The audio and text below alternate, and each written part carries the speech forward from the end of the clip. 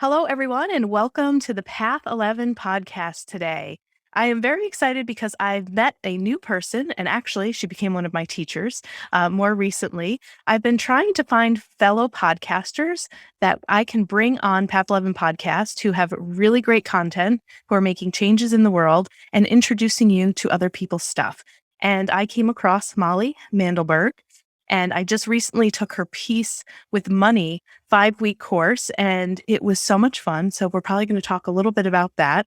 I also found out in that class that she's a huge jam band fan. So for those of you who are watching on Path 11 TV, I dressed up for her, and I'm wearing my Twiddle Jam Band shirt because I just recently got into the jam band scene, maybe about 5 years ago, and I'm just hooked. And we're just going to talk about a lot of great stuff today. Molly is the founder of Wild Hearts Rise Up, creator of Magnetic Influencer Collective, and also the writer and illustrator of the Wild Hearts Rise Up Oracle deck. I'm not sure if she has that deck with her today, but we'll see. She's the host of both Tactical Magic podcasts, which I was very honored to be a guest on, and Reveal the Game of Life podcast. She really works a lot with business entrepreneurs and helps them with coaching. She's also certified in NLP. She does transformational leadership coaching, and she lives out of a van full time, which is like so cool. I love her. So we're going to just have a really fun show today. Molly, welcome to the Path 11 podcast. Thank you so much for having me and for that warm, beautiful introduction. Yes, you're welcome. So, a couple things before we kind of get into a little bit of learning more who you are. I have to give you a couple compliments because, I just took your Peace with Money class. It was 5 weeks, an hour long, and it was just so refreshing to have such a great teacher who is so organized, respects time, and packed so much into an hour. And that's kind of like the way that I teach my classes. And I've recently have taken a couple of courses from other people. And it was like so triggering for me because like they'd show up late, it'd be like 15 minutes late. One teacher decided that he was going to play his guitar for like 20 minutes before he started class through Zoom. We're listening to us. I'm like, what the hell's going on? They always kept us late. So I just love someone who is so organized and respectful of time. And you gave us so much in these calls. I mean, we were meditating, we were journaling, we were sharing, you were teaching us techniques. So I just want to put that out there for our listeners because Molly is my kind of teacher. Okay. She just gets the job done. She's very respectful of time. She starts on time. She ends on time. It's not like you have to be worried that you're going to be running late because she's running over late. So just phenomenal teaching. And I really respect that. So thank you for being a great teacher. Thank you so much. And I'm sorry you had bad experiences with other people. That sounds awful. I very much appreciate when people honor time too, because time is important. Yeah, it is. And, it's been a while since I've been a student, right? Because I teach a lot of my own classes. And this year I really wanted to be more of a student. So it was interesting, like in this one really long, like it was like 21-week class that I took. It also made me look at why I was being triggered about this time thing, right?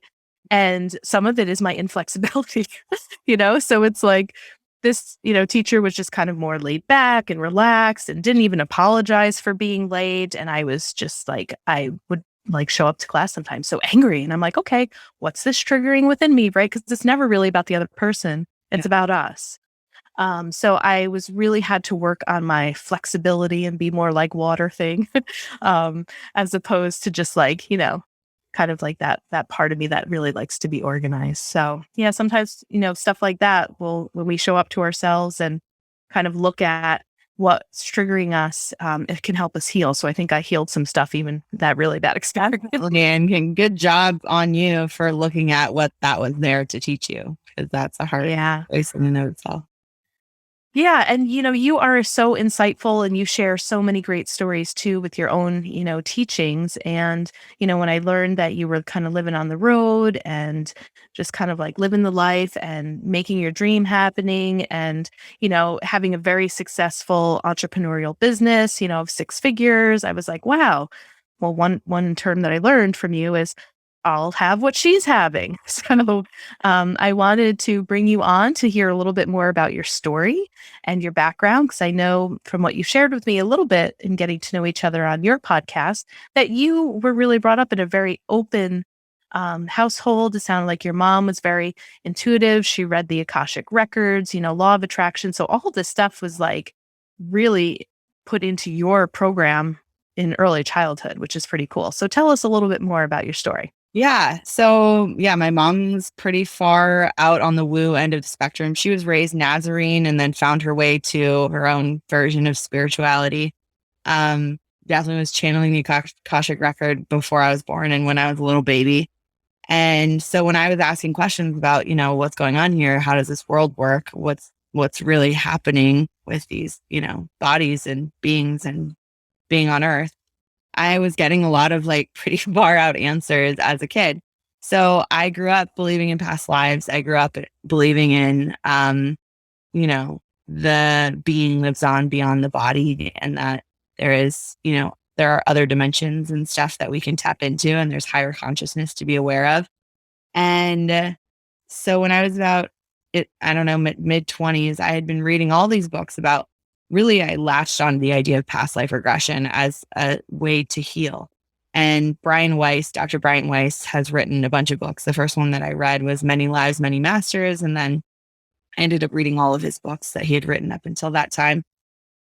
And in one of them, I believe it's called Miracles Happen, he actually talks about all the miracles that come from his 5-day retreat. And I kind of latched onto this idea as I read that book and I resonated with it so deeply that I just knew I had to be at that retreat. I didn't know what that would mean for me. I didn't know how that was going to go.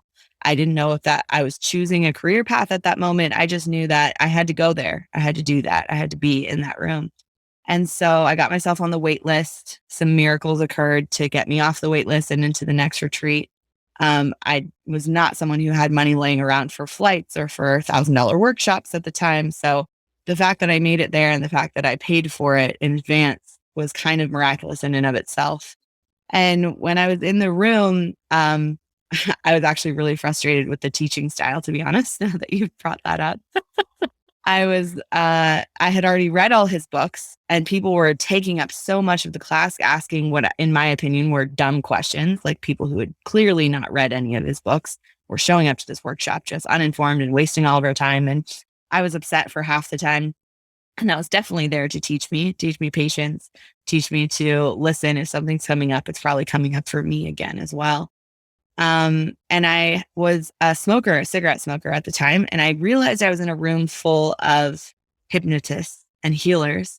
And I ended up pulling this wonderful woman, Ruby, aside, who had the name of my great grandmother, by the way, and asking her if she would just do a hypno session on me for smoking cessation. And she said, of course. She did an hour session and then another half-hour session the next day. I quit smoking and that lasted for many years. It didn't last forever, but that was my own choice later on. But I felt like she had saved my life. And I was learning these past life regression skills. And I was having big ahas about my own life, my own relationships, my partner at the time. We'll call him a boyfriend. He wasn't much of a partner at the time. And I had just a dramatic change in my life, like learning this new modality in addition to having this physical like addiction change. I went back to California. It was in upstate New York at Omega Institute. I went back to California and I knew I wanted to keep exploring this. And at the time I was living in this tiny apartment with my boyfriend. It was like 350 square feet, very small. I knew I couldn't practice this new modality there. So I had to find a place to do it. And on one of my daily walks, I happened upon this office. I was like, perfect. And in that interim time between thinking I want a place to study or practice and finding that office, I had decided to do a deep, intensive hypnosis training so that I had the induction skills to be able to go to past life regression places. So when I found this office, it was another clear sign. It was the same way when I read that book, I had this resonance. I knew that something in this book was for me. I needed to go to this place and feel it out. When I walked into this office, I had this awareness that this is a place where some of my life's work will be done. I just knew it. I had this like clear alignment of like, yes, this now, choose it. And so then within the span of 10 days of seeing that office, I signed the lease. I registered my business. I got insurance. My graphic designer boyfriend made me a logo. I built business cards. I built a website.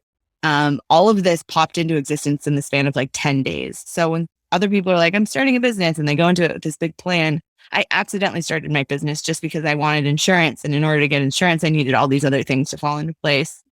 So that's how I got started. And since then, my reality has shifted away from hypnosis as a modality. I know I talk about hypnosis on podcasts and people are like, oh, I want to try that. That's not really what I do anymore.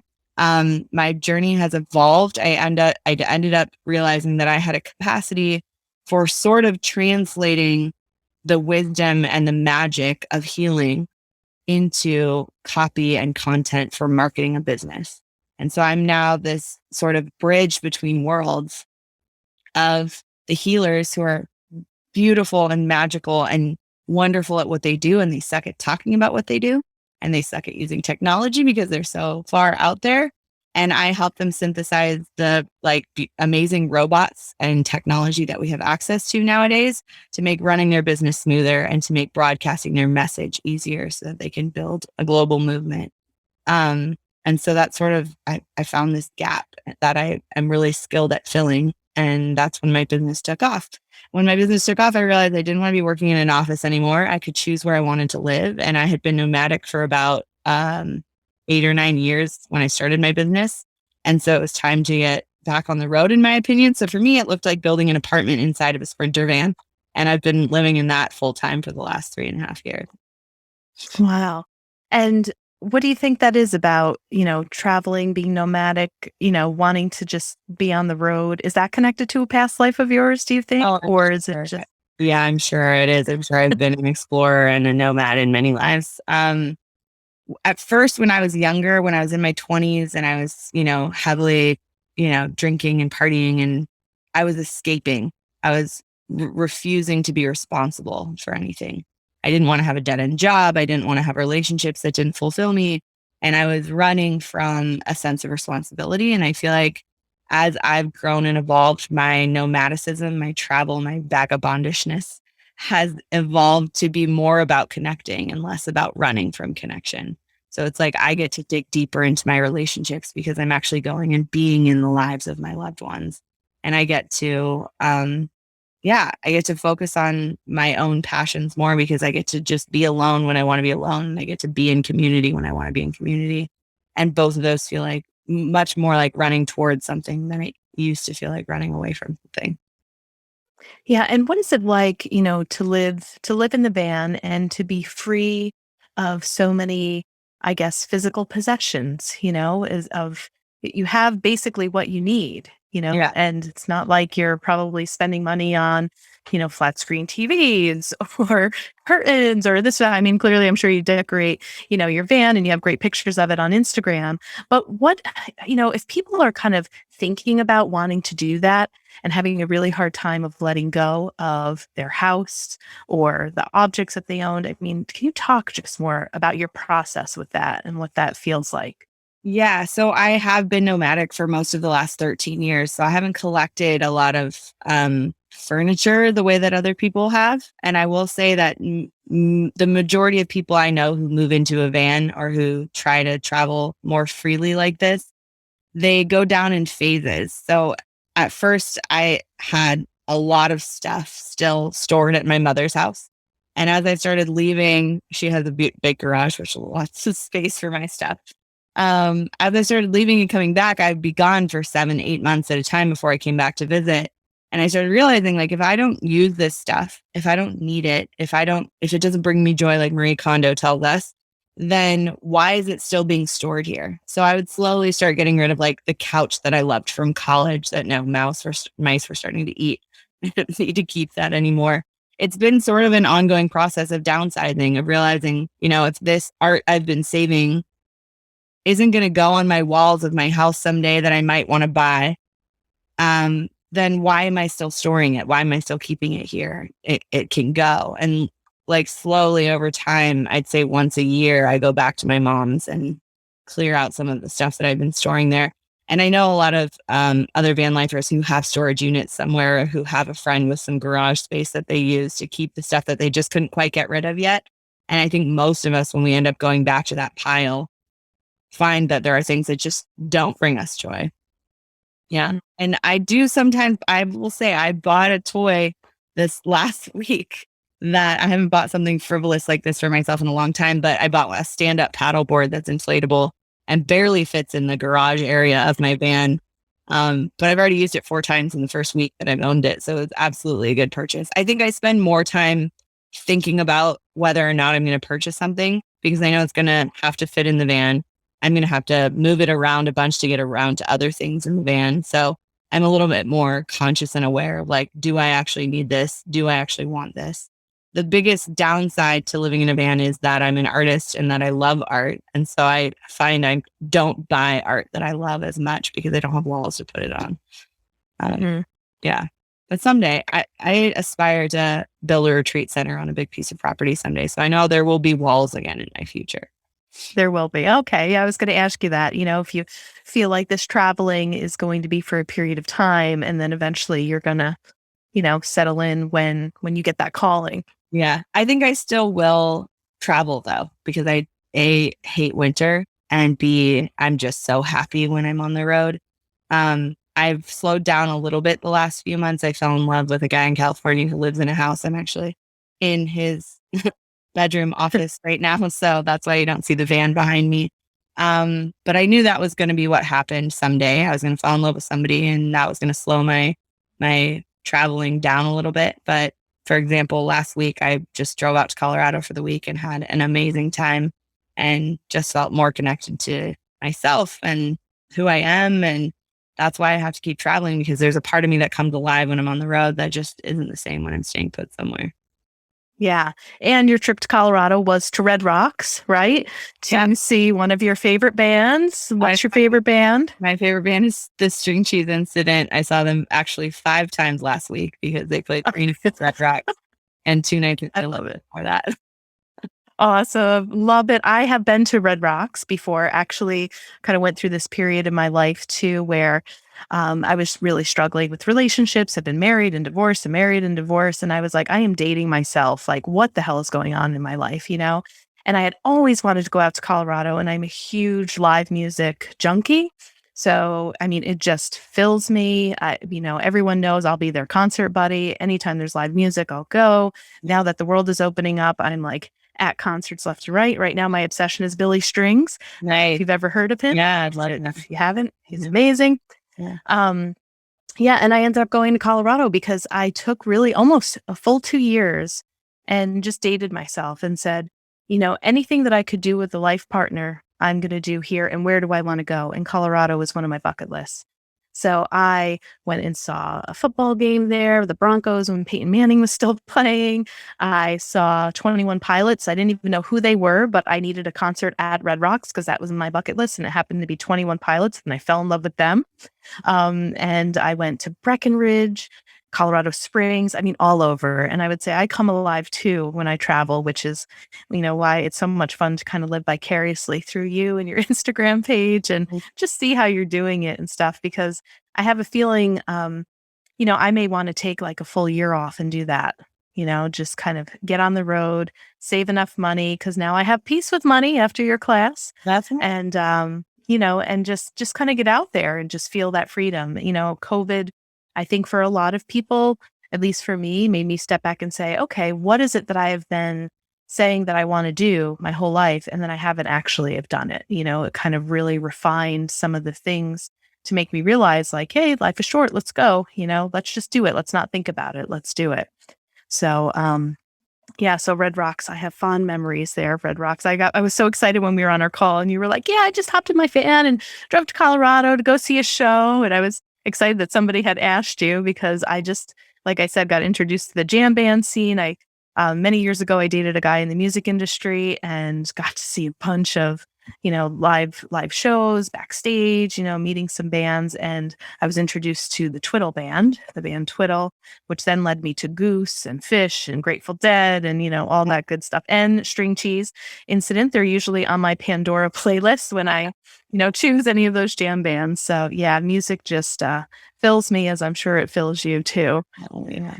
Yeah. So let's talk a little bit more too about just kind of like the courses that you offer, because you mentioned, you're working with healers and you have us totally pegged and nailed, right? Because another part of my business outside of Path 11 Productions is that's what I do. I'm an energy healer. I was a mental health therapist, as you know, kind of blending the two, but really moving more into the healer aspect, of my services. And I am a horrible salesperson.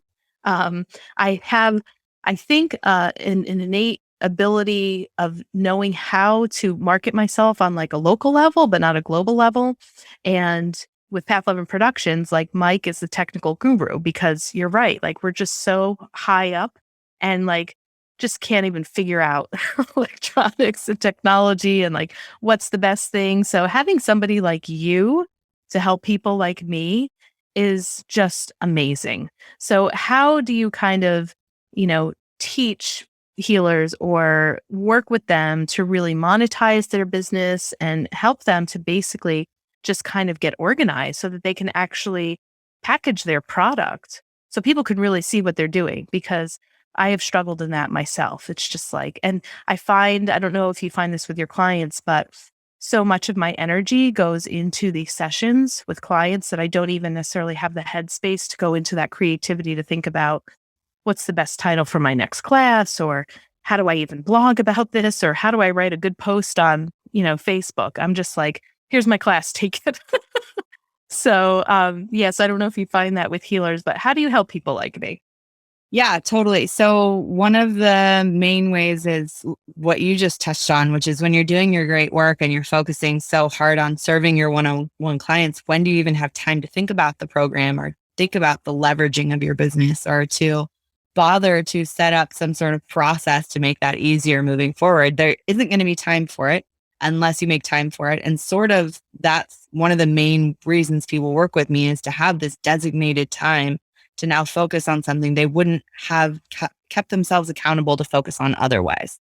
Because it's superfluous when you're running a one-on-one business. Going to leverage your business is like an added project. It's a superfluous task. And so it's not going to get done unless you really carve out time for it. And it's also not going to get done unless you know how to do it, because we put ourselves into, I don't know how to do it, so I won't, for a very long time. So number one, it's getting the time, the accountability, the support to actually even consider doing a bigger task like that.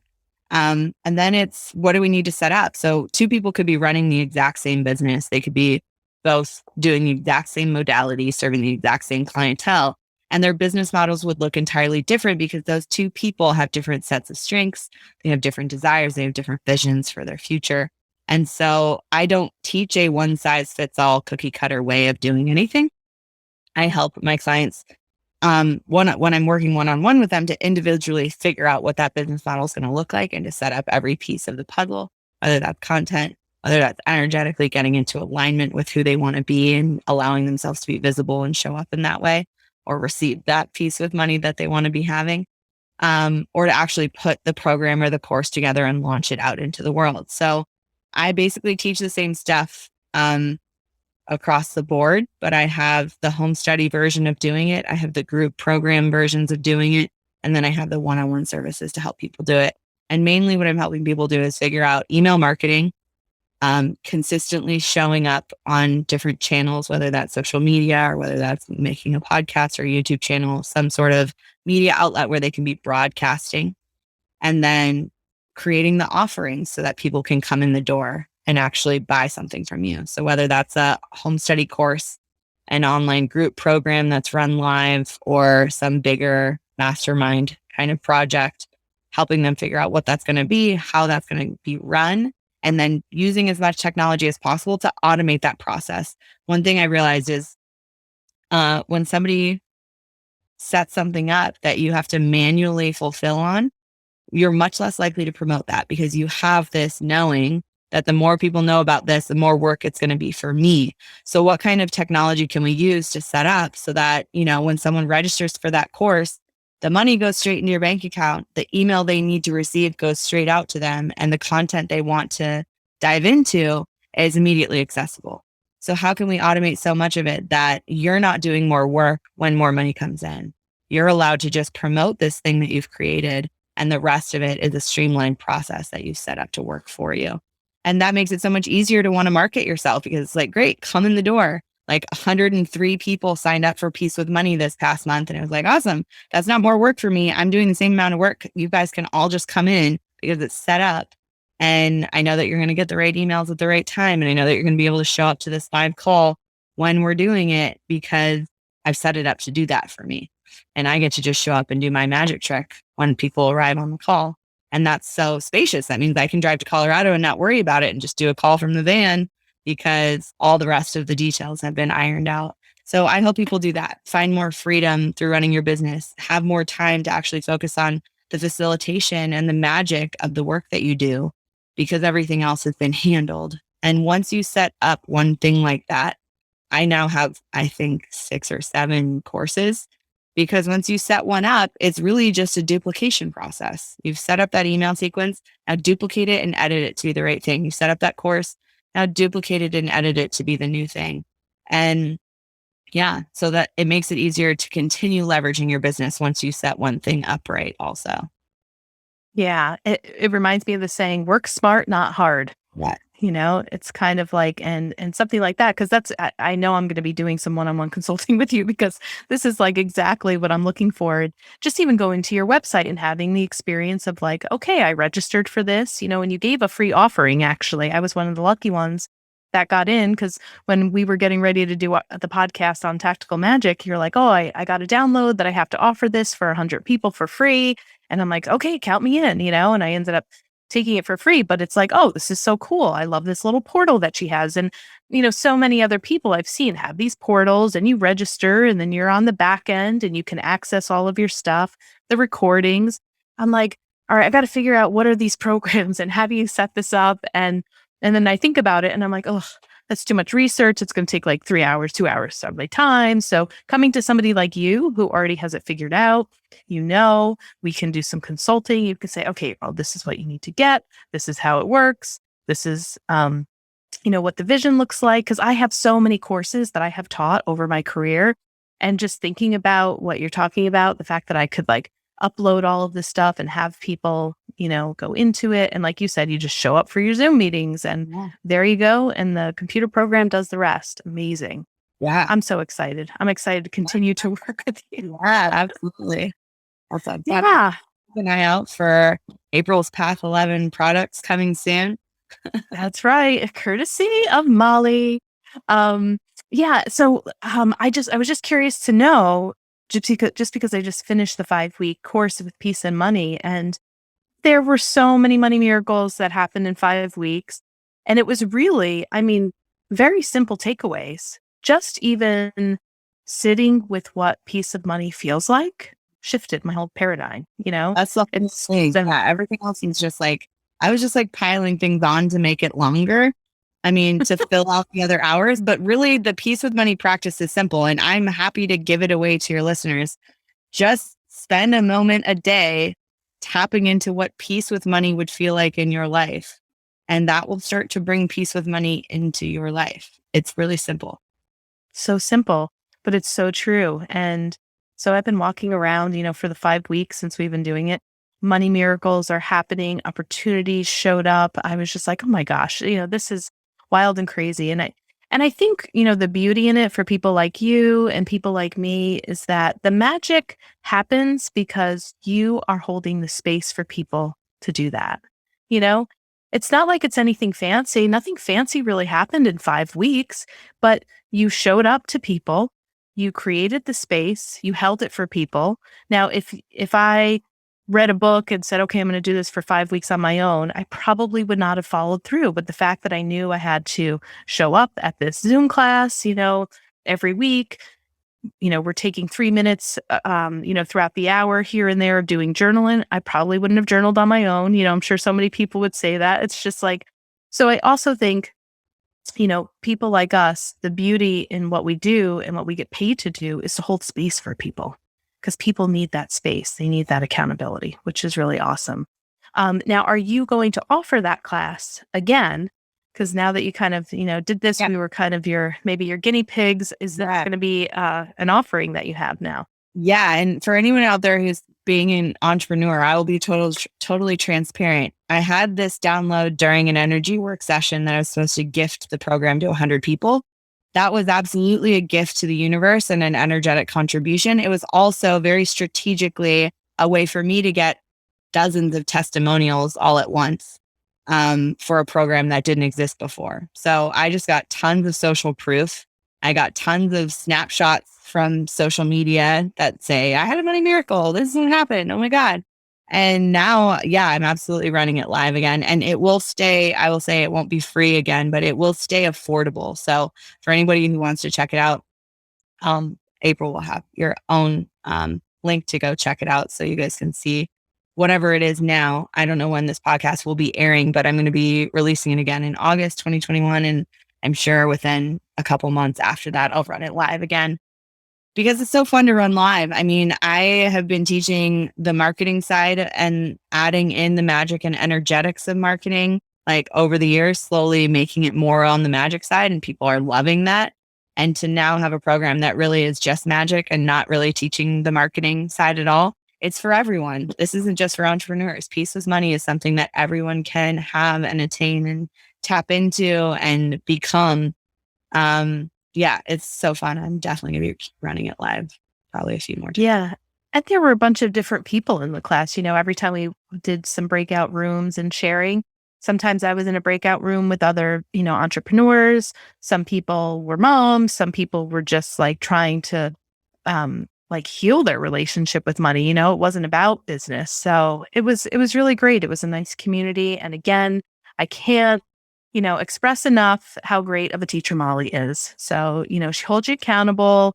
It's structured, it's nice. And you feel like, I mean, even though I got it for free, like if you're paying for it, you're really going to feel like you're going to get your money's worth, because I think you do a really good job of just, showing up to the people that you're teaching and giving quality stuff, and I guess I realized, just because I haven't really been a student, in quite a while, it was a really good experience to kind of maybe have not so great experiences, to also look at my teaching skills, like, okay, what doesn't feel right? What am I really good at?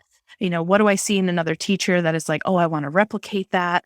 So it was really helpful to be a student and see what really good teaching looks like and what really bad teaching looks like, to even, hone in my skills a little bit better. But, just the content and the quality of your stuff is excellent, and you come very highly recommended from me. So, and I know when I say that my listeners are going to check you out. If you guys go to Molly's website, if you book a session with her, if you take a class, please let her know that you found her from us, because that's always great to get that feedback, to know that you guys are listening and really participating in what we're trying to teach here and put out. So, Molly, can you just let people know like what your Instagram handle is? Because you have so many fun pictures on there, your website, and anything else that you'd like to share.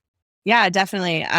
Wild _ one ONE _ rising. That's my Instagram. And that's where I put my almost daily pep talks and pics of my travels. And that's where you'll find out if I'm doing any workshops or events or stuff like that. And then on Facebook, you can follow Wild Hearts Rise Up. Reveal the Game of Life is my other podcast, also on Facebook. There's a Facebook group or a page.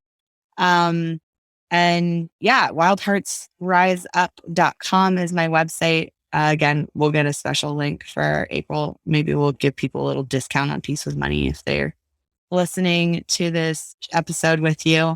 But yeah, those are the main places to follow me. And I try to give some insights on just like living a happy, joyful life in addition to running a dope business that allows you more freedom.